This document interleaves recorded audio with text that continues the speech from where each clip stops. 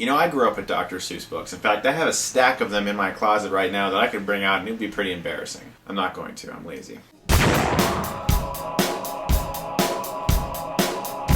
There are two stories in the Lorax that are kind of going back and forth with one another. The one story that we start out with is this boy who lives in this town, and the town is overrun with plastic. There's no real trees, there's all the transportation is fake, there's just nothing but technology, there's no nature anymore, it's this just ugly place overrun by this crazy weird guy who looks like the woman from Incredibles. And as you know, without trees there's no oxygen, so he has made money selling air to people, and he wants to keep it that way because he's an evil corporate guy who hates nature. But this little boy likes a girl in town, and she is just dreaming of a time where there used to be trees. She kind of quickly blurts out that if a boy ever gave her a tree, she'd marry him on the spot. So he sets out to try to find one tree to bring to her, and he runs into this guy called the Wunsler who tells him this story about this place where there used to be trees. He learns the whole backstory of this place, how all the trees went away, how the evil guy who wants to sell air is just continuing to profit off of absolutely nothing. It was actually really hard to describe that plot. I thought The Lorax was an okay film. I've seen better family films. My favorite part of this movie by far was definitely Danny DeVito's voice work. He was so good as the Lorax. I wanted more of the Lorax. I didn't get enough of the Lorax. Surprisingly, he wasn't really in the movie that much. I was a little bit disappointed. I wanted more of his character. He was funny and I loved his voice work and he wasn't annoying or anything. I just really liked his character. A problem I did definitely have in the movie though is I felt there were way too much dance numbers, singing and everything. I've said this before in videos. I'm not a huge fan of when characters suddenly break out into song.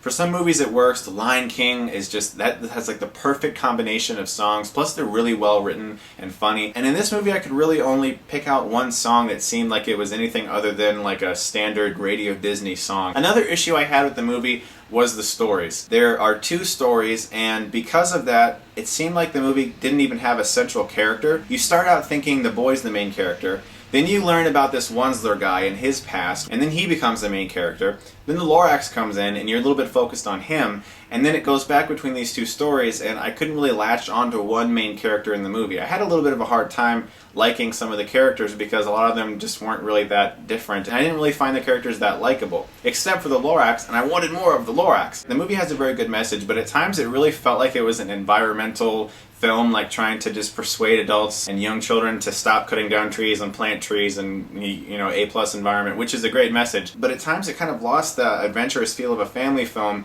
and got a little bit too preachy, and that did bug me a little bit. However, the animation for the film is very colorful. The character of the Lorax was fun. There were some good sequences in the movie, but for the most part, I just thought it was an okay family film. For me, the movie was pretty forgettable, but it's not a terrible film at all. I think kids will enjoy it. It's a good movie for families to see together, and it does have a good message, so I'm going to give the Lorax a B-. If you can think of it, what do you think your favorite movie is that involves people who just break out into song? Because I do have a hard time dealing with that, but I know there are some really good ones out there. There's some classics like Sound of Music, but mine probably is The Lion King. If you like this review, you can subscribe to my channel and get Stuckmann eyes.